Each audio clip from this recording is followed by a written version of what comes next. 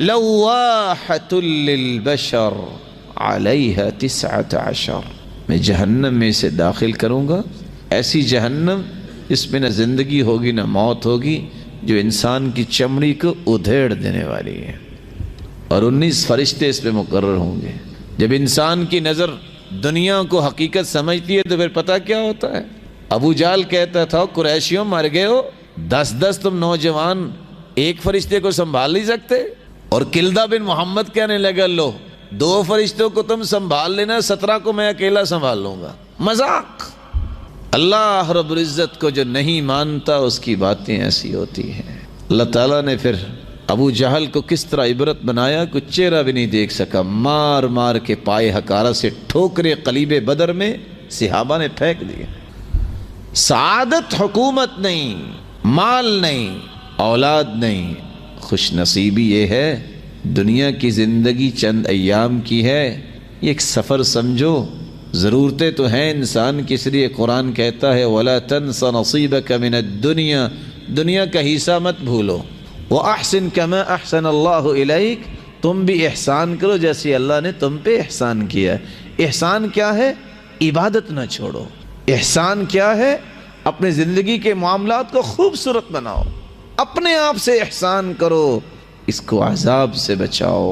احسان یہ ہے کہ رب کے سامنے کھڑے ہو جاؤ تو اس یقین کے ساتھ کہ میرا رب مجھے دیکھ رہا ہے اور میں اپنے رب کو دیکھ رہا ہوں۔ رسول اکرم صلی اللہ علیہ وسلم نے صحابہ کو یہ سمجھایا تھا شیطان کے بعد سب سے بڑا دشمن انسان کا یہ ہے دنیا کی رنگینیوں میں دھت ہو جانا۔ لیکن بات یہ ہے کشتی پانی پہ چلتی ہے، زندگی گزارنے کے لیے پانی کی تو ضرورت ہے، ہمیں کشتی چلانی ہے، لیکن اگر پانی میں طغیانی آ جائے تو کشتی ڈولنے لگ جاتی ہے، یہ ایمان ہے۔ اور اگر پانی اتنا زیادہ ہو جائے کہ کشتی کے اندر آ جائے تو اکیلی کشتی نہیں ڈوبتی، ملاح بھی ڈوب جایا کرتے ہیں۔ دنیا کی اگر ہوس اور نشہ اتنا زیادہ ہو جائے کہ دین کی پرواہ نہ رہے تو انسان اکیلا نہیں ڈوبتا، بڑے لوگوں کو لے کے ڈوبتا ہے۔ صحابہ کرام اس دشمن سے بھی بچ گئے، انہیں پرواہ نہیں کی۔ 2 دشمن ایسے خفیہ ہیں جن کے بارے میں اکثر لوگوں کو پتہ ہی نہیں ہے، بلکہ اگر یہ بات کہہ دی جائے تو غصہ کر جاتے ہیں۔ کسی سے کہہ دیا جائے نا اتق اللہ، اللہ سے ڈر جاؤ، وہ غصہ کر جاتا ہے کہ میں ہی برا ہوں۔ حالانکہ نیک لوگ ابن باز رحمۃ اللہ علیہ جیسے جب ان کو کہا جاتا ہے اتق اللہ وہ رونے لگ جاتے، دعا کرو اللہ مجھے تقوی کی توفیق عطا فرمائے۔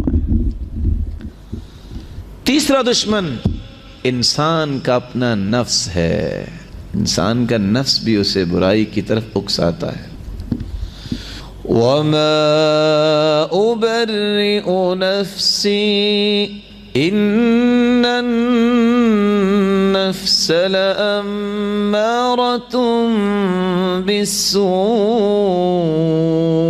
إِلَّا مَا رَحِمَ رَبِّي، انسان کا نفس برائی کی طرف لے جاتا ہے انسان کو، اس کو کہتے ہیں نفس امارہ۔ اور کب برائی کی طرف انسان کو لگاتا ہے؟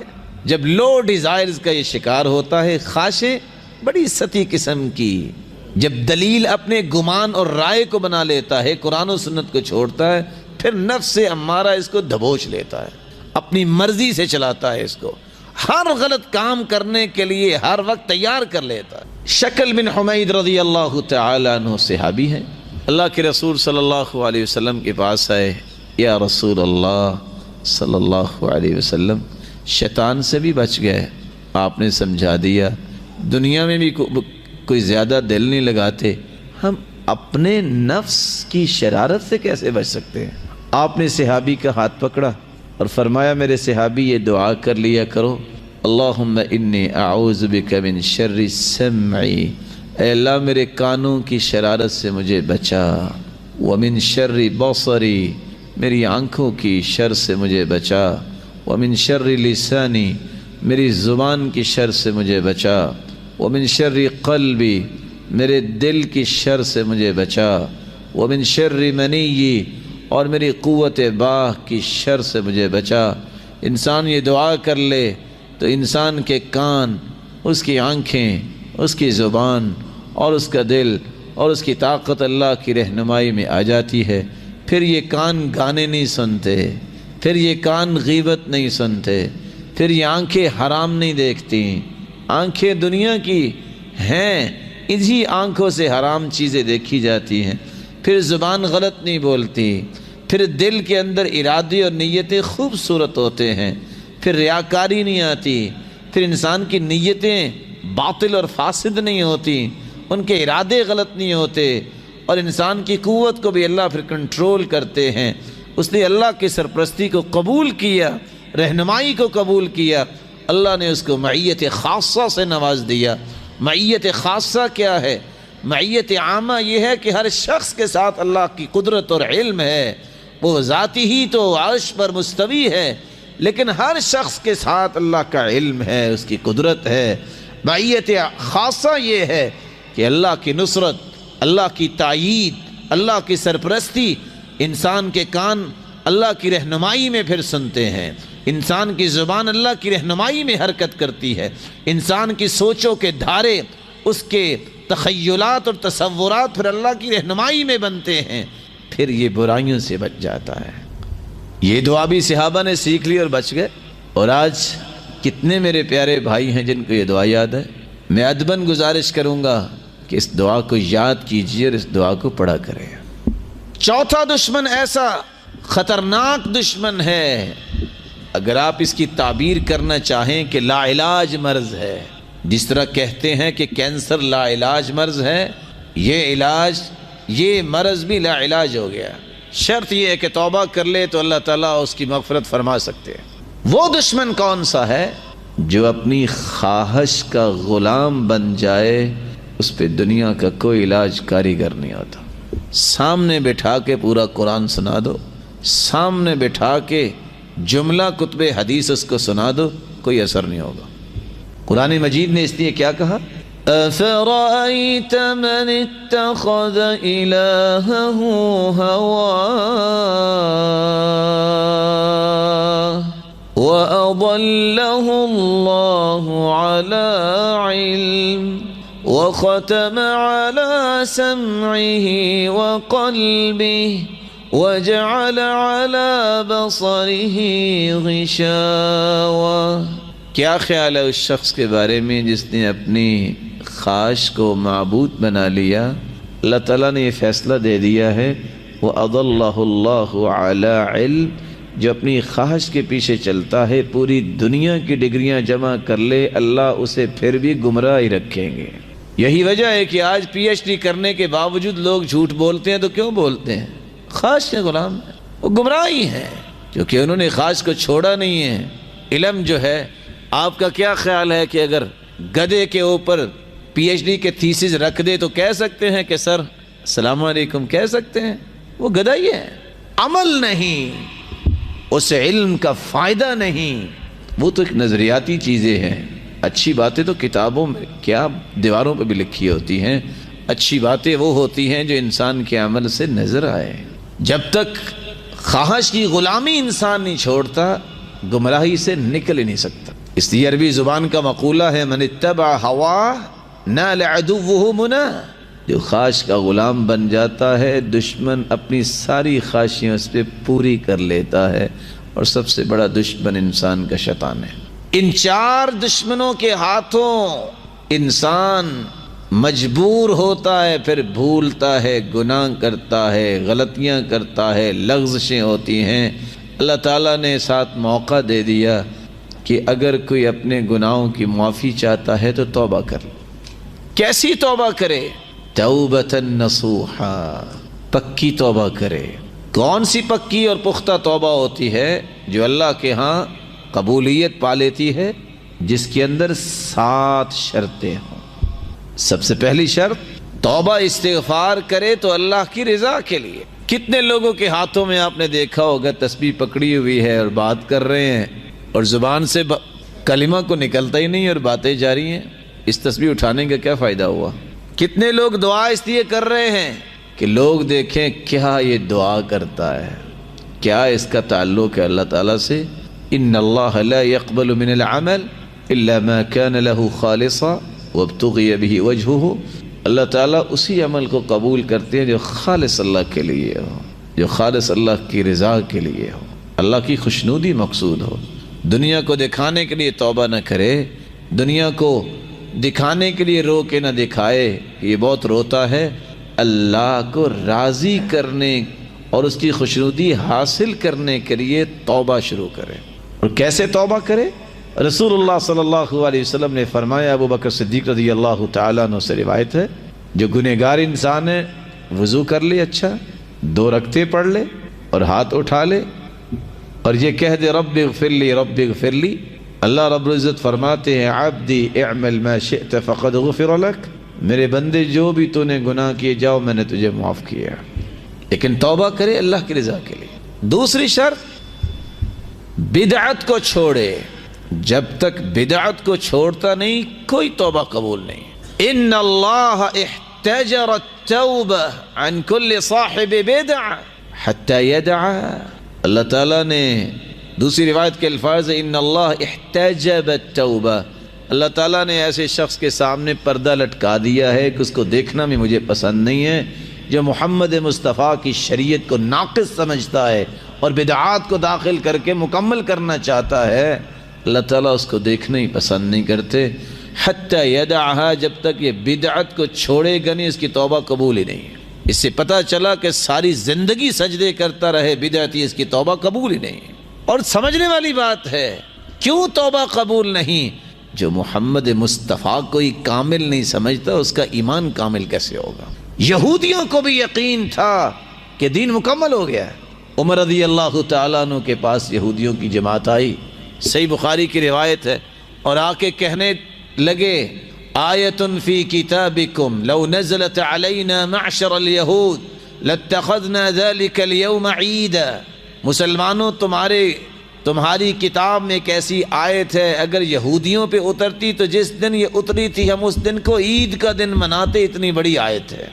عمر رضی اللہ تعالیٰ عنہ نے پوچھا کون سی آیت؟ یہودیوں نے کہا الیوم اکملت لکم دینکم واتممت علیکم نعمتی، اللہ فرماتے ہیں کہ ہم نے دین کو مکمل کر دیا اور اس نعمت کو مکمل کر دیا۔ یہودیوں کو بھی یقین تھا کہ دین مکمل ہو گیا ہے، جو دین کو پھر بھی ناقص سمجھتا ہے کہتا ہے کہ یہ چیز بھی دین کا حصہ ہے اور اللہ کے رسول نے نہیں بتائی، نہیں سمجھائی، نہیں کسی حدیث میں آئی، نہیں قرآن میں اس کا کوئی اشارہ بھی، یہ شخص اللہ کے رسول صلی اللہ علیہ وسلم کی شخصیت کو کامل نہیں سمجھتا، اس کی توبہ قبول کیسے ہوگی؟ اور اس لیے عائشہ رضی اللہ تعالی عنہ فرمایا کرتی تھی جو شخص یہ کہہ دے کہ اللہ کے رسول نے کچھ چھپایا ہے امت سے، سب کچھ نہیں بتایا، فہو من افر الفریہ، دنیا جہان کا سب سے بڑا جھوٹ ہے۔ شرط یہ ہے کہ بدعت کو چھوڑا جائے۔ من عمل عملا لیس علیہ امرنا فہو رد، ای مردود، کوئی بھی انسان عمل کرتا ہے جتنا مرضی بڑا کام ہو، اگر وہ سنت کے مطابق نہیں تو مردود ہے، قابل قبول نہیں ہے۔ تیسری شرط الاقلاع عن الذنب، گناہ کو چھوڑے۔ یہ کوئی توبہ نہیں ہے کہ انسان ہاتھ بھی اٹھائے ہوئے ہیں یا اللہ میں توبہ کرتا ہوں، میں نماز پڑھا کروں گا، نماز پھر بھی نہیں پڑھتا، یہ توبہ نہیں ہے۔ اس لیے فضیل بن عیاض رحمۃ اللہ علیہ کہا کرتے تھے الاستغفار بلا اقلاع عن الذنب توبۃ الکذابین، جو بندہ گناہ نہیں چھوڑتا توبہ کرتا ہے یہ جھوٹے لوگوں کی توبہ ہے۔ اور اس لیے سلف کہا کرتے تھے استغفارنا يحتاج الى استغفار الذي يصادف قلبا، ہم استغفر اللہ بھی کہتے ہیں، ہمارا استغفار بھی کسی استغفار کا محتاج ہے کہ جو ہم بول رہے ہیں اس کا دل پہ بھی تو کچھ اثر ہو، دل پہ اثر ہوگا تو گناہ کو چھوڑیں گے۔ گناہ چھوڑ دے۔ رسول اللہ صلی اللہ علیہ وسلم نے فرمایا فَإِنْ هُوَ نَزَعَ وَاسْتَغْفَرَ وَتَابَ سُقِلَ قَلْبُ، اگر بندہ گناہ چھوڑ دے، توبہ کر لے، استغفار کر لے تو اللہ تعالیٰ اسے معاف کر دیتے ہیں۔ چوتھی شرط یہ ہے کہ انسان اللہ کے سامنے اقرار کرے، اعتراف کرے، اللہ مجھ سے گناہ ہو گیا، میرے مالک مجھ سے بھول ہو گئی، اللہ مجھ سے غلطی ہو گئی۔ ان العبد اذا اعترف ثم تاب تاب اللہ علیہ، بندہ جب اعتراف کرتا ہے اللہ کے سامنے تو اللہ تعالیٰ اسے معاف کر دیتے ہیں۔ کتنی شرطیں ہو گئی؟ آپ سارے سن رہے ہیں بات کو کہ سننے سے بھی آپ نے توبہ کر لی کہ نہیں سننا؟ اللہ کی رضا کے لیے توبہ کی جائے، بدعت کو چھوڑا جائے، گناہ کو چھوڑا جائے جس سے توبہ کیے، اور اعتراف کیا جائے۔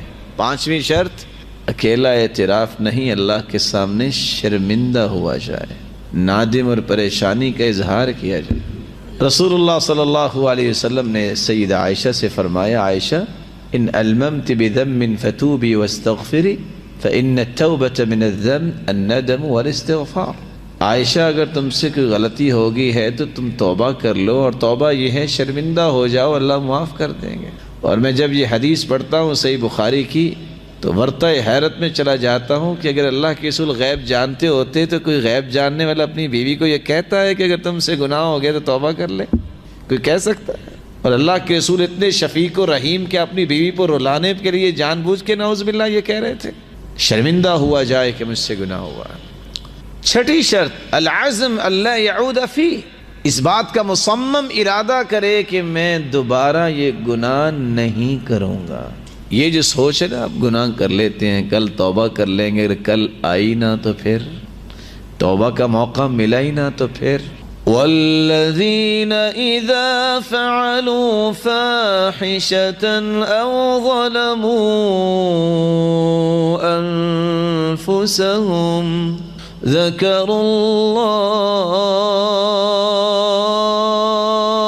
اللہ فاستغفروا لذنوبهم ومن يغفر الذنوب إلا الله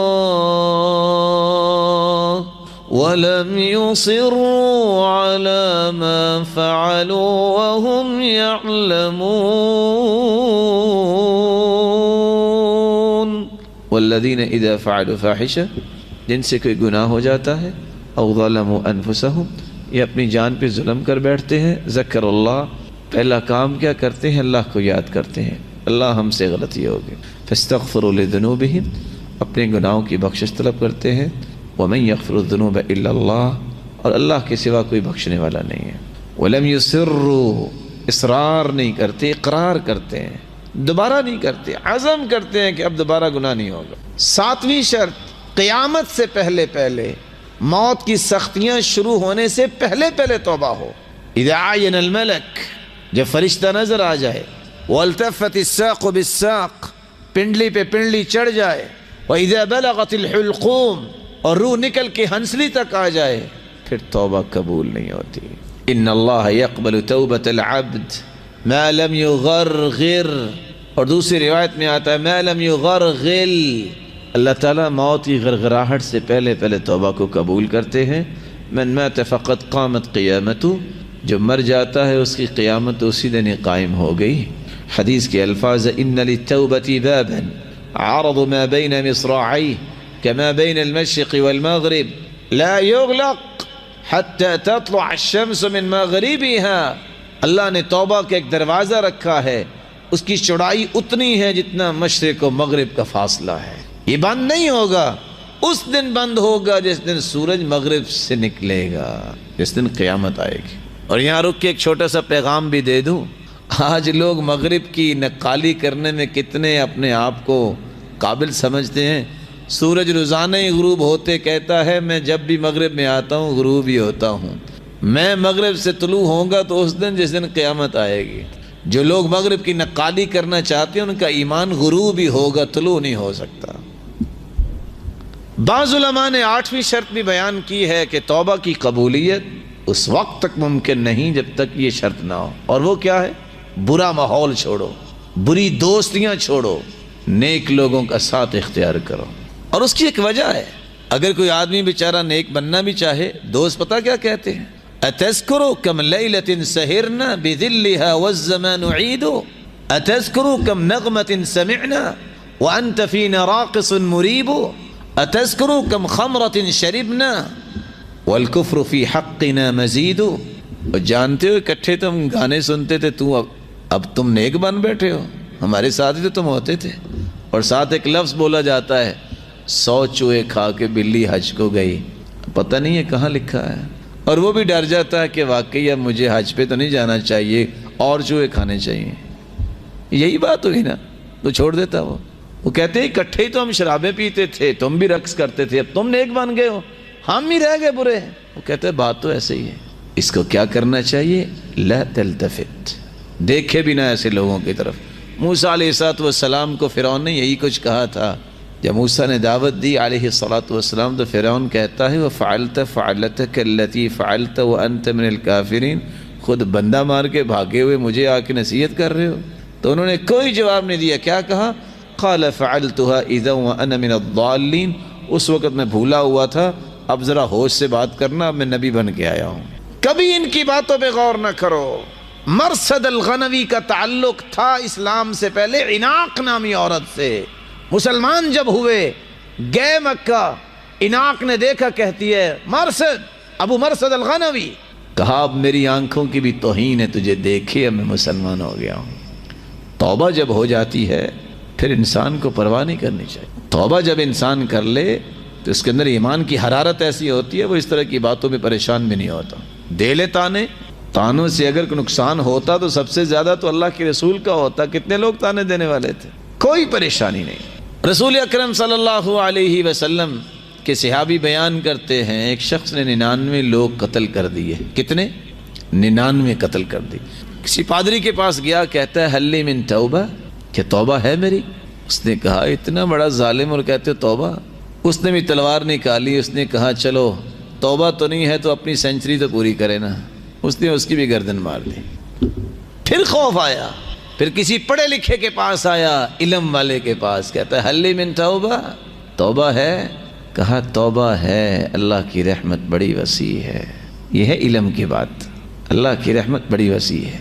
حدیث قدسی اللہ رب العزت فرماتے ہیں یا ابن آدم لو بلغت ذنوبك عنان السماء ثم أتيتني لا تشرك بي شيئا لأتيتك بقرابها مغفرة۔ میرے بندے زمین اور آسمان کا خلا اگر تو گناہوں سے بھر کے لے آئے تو میری رحمت اتنی وسیع ہے، تیرے گناہوں کو معاف نہیں کروں گا، میں نیکیاں بنا دوں گا۔ کہا توبہ ہے لیکن ایک شرط ہے، ائت قریۃ کذا وکذا فإنہم یعبدون اللہ، اس برے ماحول کو چھوڑو، غلط لوگوں کو چھوڑو، اس بستی میں چلے جاؤ جہاں اللہ کی عبادت کرنے والے ہیں، اللہ تیری توبہ قبول کر لیں۔ اس نے توبہ کی، گھر سے نکلا، موت آ گئی۔ فأدرکہ الموت، ابھی نکلا ہی تھا، موت آئی، گر گیا۔ ملک الموت نے روح قبض کی۔ فاختصمت الملائکہ، فرشتوں کا جھگڑا ہو گیا۔ کچھ فرشتے کہیں جنت میں جانا چاہیے، اس نے توبہ کر لی، دوسرے فرشتے کہیں اس نے کام تو کیا کو نہیں، جنت میں کیسے جائے گا، اس کو جہنم میں لے کے جانا چاہیے۔ اللہ نے ایک اور فرشتہ بھیج دیا، جاؤ فیصلہ کرواؤ۔ فیصلہ کیا ہے؟ قیسوا بینہما، اس کی جسد خاکی سے پیمائش کرو، اگر اس کا جسد خاکی نیک لوگوں کے قریب ہے تو جنتی، برے لوگوں کے قریب ہے جہنمی۔ جب پیمائش کی گئی فقاسوا حتی وجداہ الی ہذہ اقرب بشبر، دیکھا کہ ایک بلشت نیک لوگوں کے قریب اس کا جسد خاکی تھا، فیصلہ ہو گیا یہ جنت میں جائے گا۔ اس لیے میں کہا کرتا ہوں نیک لوگوں کی مجلس کی طرف ایک قدم اٹھانے سے بھی بسا اوقات اللہ جنت دے دیتے ہیں۔ نیک لوگوں کی مجلس سے اختیار کیا کرو، علماء کی مجالس میں بیٹھا کرو۔ میں نے ایک قدم کی بات تو بڑی کر دی، یہاں تو ایک بلشت کی بات ہے، ایک بلشت۔ یہ 8 شرطیں جب ہوں، انسان وضو کرے، اچھا وضو کرے، بیٹھ جائے، 2 رکعتیں پڑھ کے ہاتھ اٹھا لے۔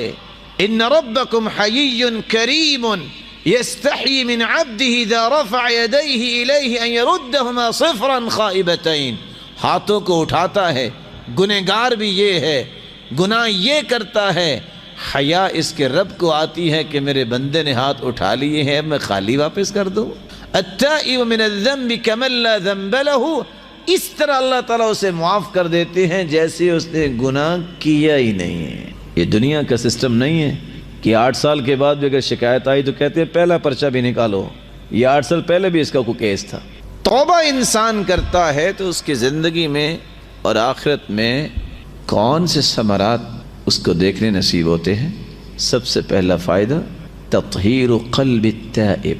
جب انسان گناہ کرتا ہے تو ایک نقطہ لگ جاتا ہے، جب کرتا جاتا ہے تو پورا دل سیاہ ہو جاتا ہے، لیکن اگر توبہ کر لے تو اللہ تعالیٰ اس کے دل کو دوبارہ پاک صاف کر دیتے ہیں۔ اور میں تو اس حدیث کو جب پڑھتا ہوں سناتا ہوں تو سوچ میں پڑ جاتا ہوں، میرے رب کی اتنی رحمت۔ ان صاحب الشمال لیرفع القلم 6 ساعات عن العبد المسلم المخطئ فإن هو نزع واستغفر وتاب صقل قلبه۔ وہ فرشتہ جو گناہ لکھنے پہ مأمور ہے، اللہ تعالیٰ نے اس کو حکم دیا ہوا ہے کہ 6 گھڑیوں تک، اور آج کل ساعت گھنٹے کو بھی کہتے ہیں، 6 گھڑیوں اور گھنٹوں تک وہ گناہ لکھنا نہیں ہے۔ اگر اس کے اندر اس نے گناہ سے توبہ کر لی تو لکھے بغیر ہی میں معاف کرتا ہوں۔ اتنی بڑی رحمت ہے۔ شیطان کہنے لگا وعزتک یا رب لا ازال اغوی عبادک ما دامت ارواحهم فی اجسادهم، مجھے تیری عزت کی قسم اے رب، جب تک تیرے بندے زندہ رہیں گے میں ان کو گمراہ کرتا رہوں گا۔ اللہ رب العزت نے فرمایا وعزتی وجلالی، مجھے میری عزت اور جلالت کی قسم، لا ازال اغفر لهم استغفرونی، جب تک یہ توبہ کرتے رہیں گے میں بھی انہیں معاف کرتا رہوں گا۔ جب انسان توبہ اور استغفار کر لے تو ایک ضروری بات میں بھول نہ جاؤں، کچھ لوگوں سے کہا جائے نا سناؤ کیا کر رہے ہو، پوری کہانی سنائیں گے، میں پہلے فلاں تھا پھر میں نے توبہ کی اب میں یہ بنا ہوں۔ کیا ضرورت ہے؟ اب تم اللہ کے بن گئے ہو، پچھلی یادیں کیوں؟ موسیٰ علیہ السلام اپنے رب سے دعا کرتے ہیں یا اللہ بارش کی ضرورت ہے، بارش دے دے۔ قوم کو لے کے نکلے، بارش نہیں آئی۔ اللہ کی طرف سے جواب آیا ان فیکم عبدا قد حاربنی منذ 40 سنہ، تمہاری قوم میں ایک ایسا انسان ہے 40 سال سے میرے ساتھ جنگ لگائے بیٹھے، اس کو نکالو پھر بارش ملے گی۔ موسیٰ علیہ السلام نے آواز دی یا من حارب اللہ منذ 40 سنہ اخرج، ساری دنیا کو بارش کی ضرورت ہے، تمہاری وجہ سے بارش نہیں ہو رہی، نکلو۔ کوئی بھی نہیں نکلا، بارش شروع ہو گئی۔ یا اللہ بارش کیسے آ گئی؟ کہا جس کی وجہ سے روکی تھی اس کی وجہ سے اب تمہیں بارش مل رہی ہے۔ وہ کون ہے؟ اس نے دیکھا یا اللہ اب میں نکلا تو لوگ کیا کہیں گے، آج تک بھی تو اے اللہ تو نے پردہ رکھا نا، میں سچی توبہ کرتا ہوں، گناہ نہیں کروں گا، مجھے معاف کر دے۔ یا رب ارنی، اللہ مجھے دکھائیے کون ہے۔ کہا جب وہ میرا مخالف تھا میں نے تب نہیں دکھایا، اب تو وہ میرا بن گیا ہے، اب کیوں؟ کیا ضرورت ہے کہ میں پہلے یہ تھا میں یہ کرتا تھا؟ بھول جاؤ اس کہانی کو، صرف اتنا کہو یا اللہ جو ہو گیا وہ معاف کر دے، آئندہ مجھے اپنا پیارا بنا لے۔ اور اللہ تعالیٰ کے یہ وعدے ہیں، اللہ جب پیارا کسی کو بنا لیتے ہیں پھر وہ انعامات دیتے ہیں جو انسان نے کبھی سوچے نہیں ہوتے۔ کس طرح تھپیڑے کھاتے ہوئے یوسف کنویں میں گرائے گئے، وہ تو پھینک کے چلے گئے کہ جان چھوٹ گئی، اللہ تعالیٰ نے ان کو مصر کے تخت پہ لا کے بٹھا دیا، مصر کے تخت پہ بٹھا دیا۔ پیاس بھی تو اللہ کی طرف سے لگی نا جب وہ پانی پینے آئے، یہ خواہش بھی تو عزیز مصر کے دل میں اللہ نے ڈالی نا کہ اس کو اپنا بیٹا ہی نہ بنا لے، وہ خواب بھی تو اللہ کی طرف سے آئے نا کہ جب وہ خواب کی تعبیر پوچھنے آئے، بادشاہ کو بھی خواب آئی تو اللہ کی طرف سے آئی۔ یہ سارے بہانے کون بنا رہے ہیں؟ اللہ بنا رہے ہیں۔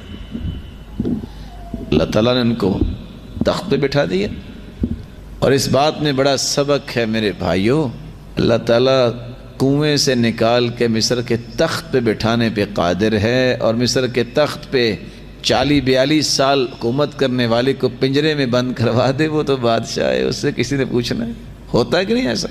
دوسرا فائدہ، جب انسان توبہ کر لیتا ہے، جہاں اس کا دل پاک صاف ہوتا ہے، وہ اس طرح ہو جاتا ہے جیسے اس نے گناہ نہیں کیا، اللہ تعالیٰ اس کے مال و دولت میں فراوانی پیدا کر دیتے ہیں، اللہ تعالیٰ اسے باغات کا مالک بنا دیتے ہیں، اسے اولاد سے نوازتے ہیں۔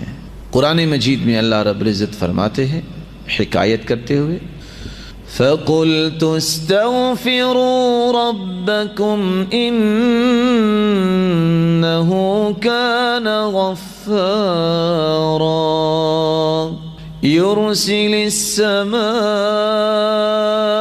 عَلَيْكُمْ مِدْرَارًا وَيُمْدِدْكُمْ بِأَمْوَالٍ وَبَنِينَ وَيَجْعَلْ لَكُمْ جَنَّاتٍ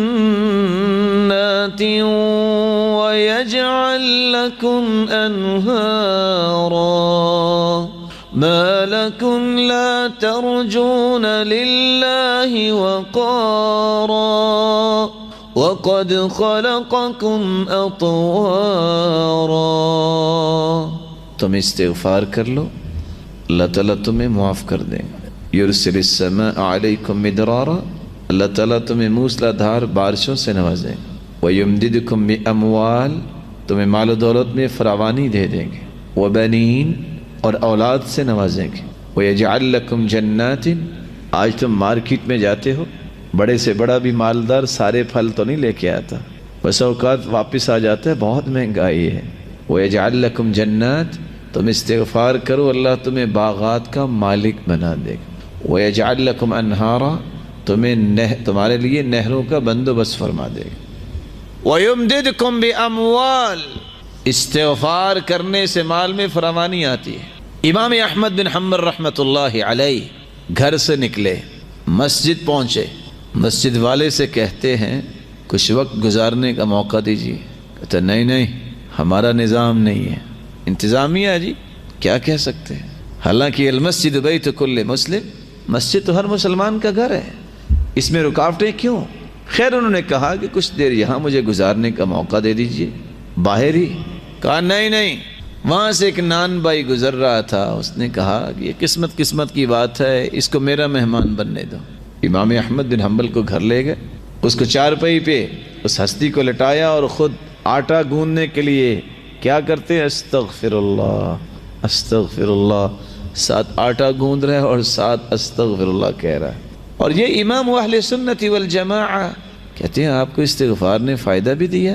کہتے ہیں بہت غریب تھا، جب سے استغفار کر رہا ہوں اللہ نے وارے نیارے کر دیے، اور جب سے استغفار کر رہا ہوں ہر خواہش اللہ نے پوری کی، صرف ایک خواہش ابھی پوری نہیں ہوئی۔ ہاں وہ کون سی خواہش ہے؟ کہا چند دنوں سے میں کہہ رہا ہوں یا اللہ، سنا امام احمد بن حنبل بڑا نیک انسان ہے، میری اس سے ملاقات ہی کروا دے۔ تو مسکرا کے کہتے ہیں وہ تو میں ہی ہوں، وَقَدْ جُرِرْتُ إِلَيْكَ جَرًّا، آج میں گھر سے نکلا، مجھے اب سمجھ آئی ہے کہ فرشتہ تیرے ساتھ ملاقات کروانے کے لیے مجھے لے کے آیا ہے۔ يُمْدِدْكُمْ بِأَمْوَالٍ وَفِي الْقِصَصِ عِبَرٍ، اتفاق سے اسی طرح کی گفتگو کچھ سال پہلے کراچی میں ہوئی۔ تو 3 سال پہلے جب کراچی جانا ہوا دوبارہ درس کے لیے مسجد میں داخل ہونے لگے تو اچانک سے آیا، کہتے ہیں السلام علیکم، 2 منٹ مجھے چاہیے۔ اب کراچی کا ماحول بھی آپ کو پتہ ہے، وہ ساتھی بھی پریشان ہو گئے، نہ جانے کیا مسئلہ ہے، کہتا نہیں صرف 2 منٹ۔ اب یہ اخلاقی ایک تقاضا بھی ہے۔ میں نے کہا جی فرمائیے۔ کہتا جی یہ گاڑی دیکھ رہے ہیں جی؟ میں نے کہا جی دیکھ رہا ہوں۔ کہتے ہیں میرے استغفار کی گاڑی۔ کیا مطلب استغفار کی گاڑی؟ کہتا جی غریب آدمی تھا، کاروبار کو تھا نہیں، بڑی مشکل سے 25,000 جمع کیا کہ میں نے گاڑی خریدنی ہے، ایک ساتھی کے ساتھ مل کے گاڑی لی، گاڑی تو کیا لینے تھی، 25,000 سے بھی ہاتھ دھو بیٹھا، میرے پاس حال ہی کو نہیں تھا۔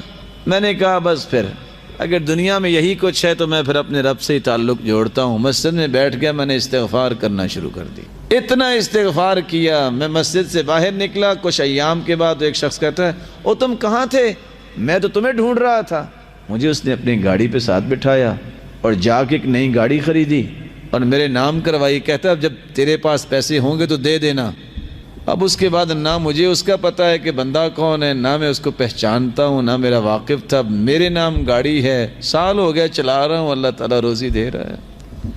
اور امام ابن تیمیہ رحمۃ اللہ علیہ بھی کہا کرتے تھے انہ لیقف خاطری فی المسئلہ التي تشکل علی، میری زندگی میں ایسا بھی ہوتا کہ جب کوئی مسئلہ مشکل ہو جاتا فاستغفر اللہ 1000 مرہ، تو میں 1000 مرتبہ استغفار کرتا ہوں، حتیٰ کہ اللہ تعالیٰ مجھے شرح صدر فرماتے اور میرا مسئلہ حل فرما دیتے۔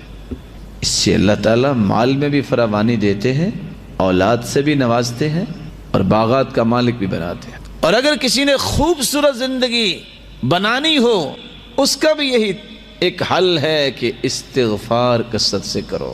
وَأَنِ اسْتَغْفِرُوا رَبَّكُمْ ثُمَّ تُوبُوا إِلَيْهِ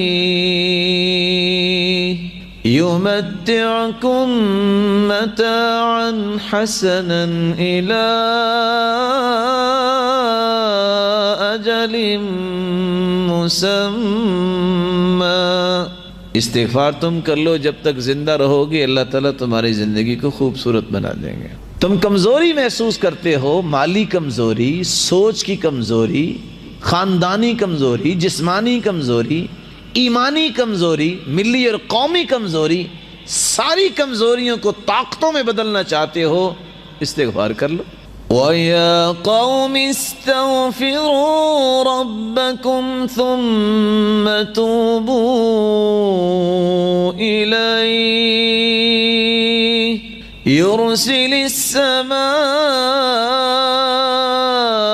عَلَيْكُمْ مِدْرَارًا وَيَزِدْكُمْ قُوَّةً إِلَى قُوَّتِكُمْ وَلَا تَتَوَلَّوْا مُجْرِمِينَ. اے قوم کے لوگوں استغفار کر لو، اللہ تمہیں قوت نہیں قوتوں پر قوتیں عطا کر دے گا. اور اگر تم نے استغفار نہ کیا تو مجرم تو بنو گے ہی، اور کمزوریاں برداشت کرنی پڑیں گی، تو اس میں کوئی تبدیلی نہیں آئے گی. اللہ رب العزت نے کتنے بڑے انعام رکھے ہیں. توبہ کر لو، استغفار کر لو، تو جہاں اللہ تعالیٰ کمزوریوں کو طاقتوں میں بدل دیتے ہیں، وہاں ایک اللہ تعالیٰ نے ایک ایسا سسٹم متعارف کروایا ہے. کاش مجھے اور آپ کو سمجھ آ جائے. آپ میں سے کون کون ساتھی ہے جو کمپیوٹر آپریٹ کر لیتا ہے؟ کوئی نہیں ہے. میں نے کچھ لکھوانا نہیں ہے، اپنا راز نہیں ہے گا. کوئی ایسا بھی سسٹم ہے کہ آپ لکھیں اعوذ باللہ تو فونٹ لگائیں بسم اللہ ہو جائے؟ کوئی سسٹم ہے ایسا؟ جی فونٹ نہیں ایسا. خط تو چینج ہو جاتا ہے، یہ خط نستعلیق ہے، یہ خط رقہ ہے، یہ خط دیوانی ہے. ساری عقل تو اللہ تعالیٰ نے دی ہے نا. بندہ چھلانگے مارتا ہے کہ میں 5 پینٹیم تک پہنچ گیا ہوں. عقل کس نے دی ہے؟ اللہ تعالیٰ. اللہ تعالیٰ نے ایک سسٹم قرآن مجید میں بیان کیا ہے جو کسی کے پاس نہیں اور ہو بھی نہیں سکتا. وہ کیا ہے؟ إِلَّا مَن تَابَ وَآمَنَ وَعَمِلَ عَمَلًا صَالِحًا فَأُولَئِكَ يُبَدِّلُ اللَّهُ سَيِّئَاتِهِمْ حَسَنَاتٍ وَكَانَ اللَّهُ غَفُورًا رَحِيمًا. جو سچی توبہ کر لے، عمل صالح نیک عمل کرنا شروع کر دے. اب کسی کی عمر اگر 60 سال 80 سال ہوگی ہے تو اس نے آخر جو گناہ کی فرشتوں نے لکھے ہی ہوں گے نا. رجسٹروں کا ذکر بھی حدیث میں آتا ہے کہ 99 رجسٹر ہوں گے. لکھتے وقت بھی لگا ہے. اب اگر اس کو معاف کرنا ہے تو اس کو مٹانے کے لیے بھی تو 60 سال لگیں گے نا. کیا خیال ہے؟ اللہ فرماتے نہیں، اس وقت کی قدر کرنی. کیسے؟ ایسی فونٹ لگاؤ، یہ 80 سال کے گناہوں کو معاف نہیں کرنا، ان کو نیکیوں میں کنورٹ کر دو. وہ گناہ بھی نیکیاں بن جاتے ہیں، لیکن شرط یہ ہے کہ سچی توبہ ہو. توبہ اور استغفار جب انسان کرتا ہے پھر اللہ رب العزت اسے کامیابی سے نوازتے ہیں، دنیا میں بھی اور آخرت میں بھی. اور سب سے بڑی کامیابی یہ ہے کہ اس کو جنت کا وارث بنا دیتے ہیں. فَأَمَّا مَن تَابَ وَآمَنَ وَعَمِلَ صَالِحًا فَعَسَىٰ أَن يَكُونَ مِنَ الْمُفْلِحِينَ. جو توبہ کر لے، استغفار کر لے، وہ دنیا میں بھی کامیابی ہوگا، وہ آخرت میں بھی کامیاب ہو. فَأُولَئِكَ يَدْخُلُونَ الْجَنَّةَ وَلَا يُظْلَمُونَ شَيْئًا. کیسی کامیابی؟ ان لوگوں کو اللہ جنت الفردوس میں داخل فرمائیں گے اور ان پہ کوئی ظلم نہیں ہوگا. رسول اللہ صلی اللہ علیہ وسلم نے عورتوں سے کہا تھا یا معشر النساء تصدقن واکثرن من الاستغفار. عورتوں کثرت سے استغفار کیا کرو اور صدقہ دیا کرو. فإني رأيتكن أكثر أهل النار. میں نے دیکھا کہ جہنم میں اکثر عورتیں جائیں گی. ساری عورتیں چپ ہیں. ایک عورت بڑی پڑھی لکھی تھی، ام یعقوب، خطیبہ عورت تھی. اس نے کہا اللہ کے رسول ما لنا اکثر اہل النار، مرد کیوں نہیں جائیں گے جہنم میں، ہم ہی کیوں جائیں گی، عورتیں کیوں جائیں گی؟ اللہ کے رسول صلی اللہ علیہ وسلم نے فرمایا دو باتیں، تکثرن اللعن وتکفرن العشیر، تم لعن تان زیادہ کرتی ہو اور خامدوں کی ناشکری زیادہ کرتی ہو. یہ دونوں کام چھوڑ دو تو اللہ محفوظ فرمائیں گے. کیسی لعن تان؟ آپ نے دیکھا ہوگا اپنے اپنے ملک میں، پہلے یہ دیہاتوں میں بیماری تھی، اب شہروں میں بھی آ گئی. صبح صبح اٹھتے ہیں عورتیں، ناشتہ کیا نہیں ہوتا، سر پہ بھی دوپٹہ نہیں ہوتا، پڑوسن سے کوئی بات ہو گئی، لڑائی شروع. وہ کہتی ہے تم فلاں، وہ کہتی ہے تم فلاں، لڑائی شروع. 10 بج جاتے ہیں، جب کھایا بھی کچھ نہیں ہوتا، سر بھی جواب دے دیتا ہے، تو آخر وہ دیہاتی انداز میں اپنا کپڑا بچھا کے کہتی ہے اچھا پھر تینوں میرا صبر ہی پہ ہے. اور میں سوچتا ہوں کہ اگر اس نے کچھ کھایا پیا ہو تو یہ خطبہ تو زور تک چلنا تھا، کیونکہ دھوپ اوپر سے آ جاتی ہے نا، برداشت نہیں ہوتا اتنا کھڑا رہنا. کثرت سے لعن طعن جہنم کا باعث. وَتَكْفُرْنَ الْعَشِيرَ، خامدوں کی ناشکری کیسے؟ ساری زندگی یس باس کرتا رہے بیچارہ اور ہر بات مانتا رہے. جس دن اس کے خلاف مرضی کی کوئی بات ہوگی تو صحیح بخاری کی روایت کیا ہے؟ مَا رَأَيْتُ مِنْكَ خَيْرًا قَطْ، تیتھوں پوری زندگی سکھ پایا ہی نہیں. یہ کلمات ہیں ناشکری کے.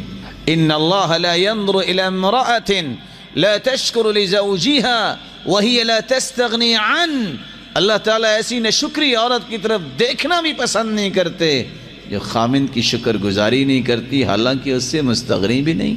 رسول اللہ صلی اللہ علیہ وسلم نے یہ باتیں مسلمانوں کو اس لیے سمجھائیں کہ وہ اللہ تعالیٰ سے انعامات کے مستحق بن جائیں. آئیے آخری بات کر کے میں بات کو ختم کرتا ہوں. مجھے احساس ہے کہ آپ کافی دیر سے بیٹھے ہوئے ہیں. اللہ تعالیٰ آپ کا یہ بیٹھنا قبول فرمائے اور اللہ رب العزت ہمیں اس طرح جنت میں جمع فرمائے. استغفار کیسے کریں؟ استغفر اللہ. رسول اللہ صلی اللہ علیہ وسلم جب نماز پڑھ کے فارغ ہوتے تو کان اذا سلم استغفر ثلاثا، تو 3 مرتبہ استغفر اللہ کہا کرتے. استغفر اللہ ربی من کل ذنب واتوب الیہ. من قال استغفر اللہ ربی من کل ذنب واتوب الیہ ثلاثا غفر له ذنوبه وان كان فارا من الزحم. جو 3 مرتبہ یہ کہہ دیتا ہے استغفر